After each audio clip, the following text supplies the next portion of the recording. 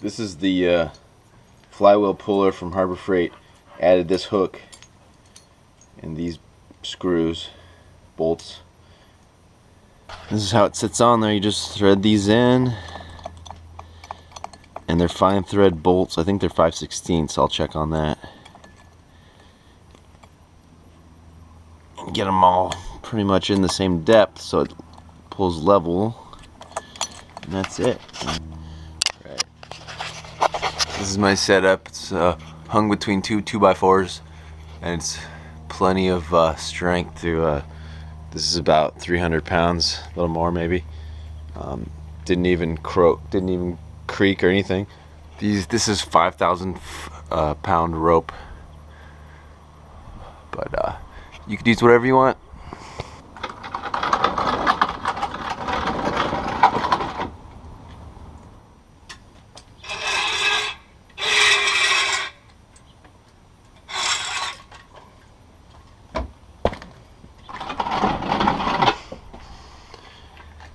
This is the tricky part because this thing is just not long enough.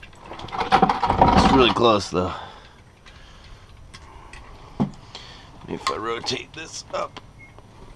Oh yeah. This is a two-person job.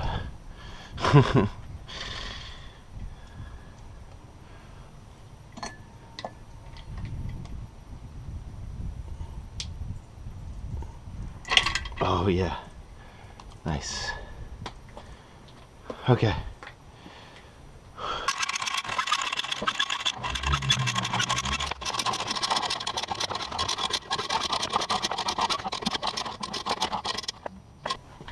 Okay, so now it's hanging.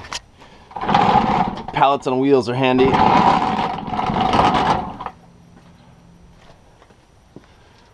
can see this skeg already got hammered and bent once. This is the boat I'm gonna sell. So that's a whole nother project. Doing this second after I fix up the boat I'm keeping, obviously.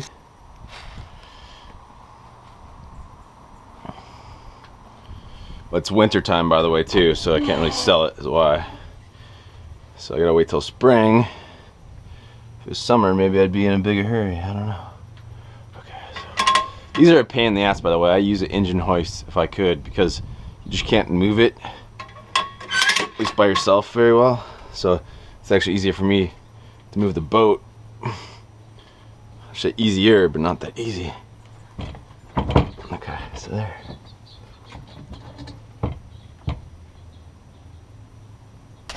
Alright, so it's lined up on the second hole, you can see right now. And now I'm just looking at this cavitation plate. It's a little higher than the bottom of the boat.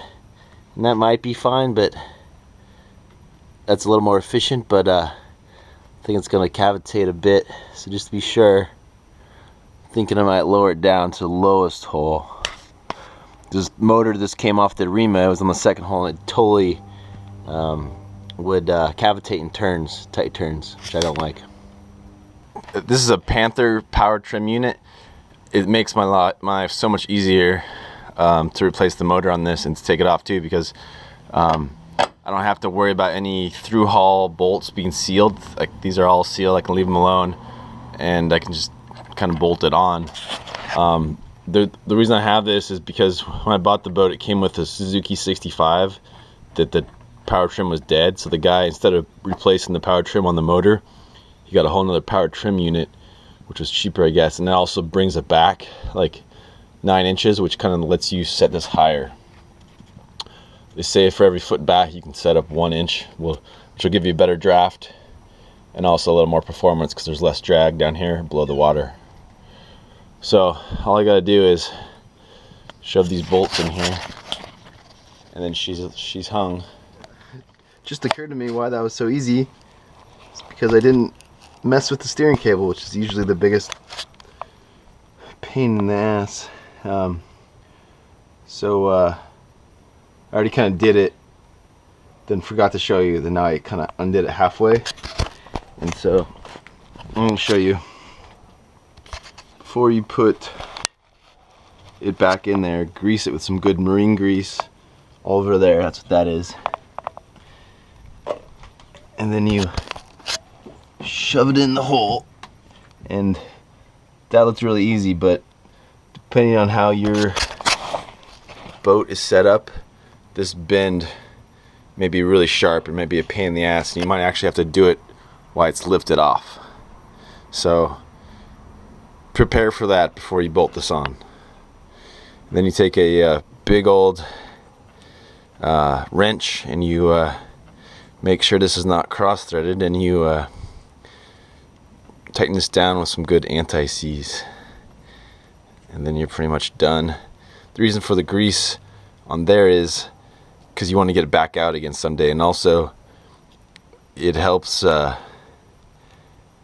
not sure if it goes through to the tilt system, the bearings. I don't think it does, but definitely want to not have it seized in there, because it's even a bigger pain in the ass. Because you got aluminum and steel, they don't mix.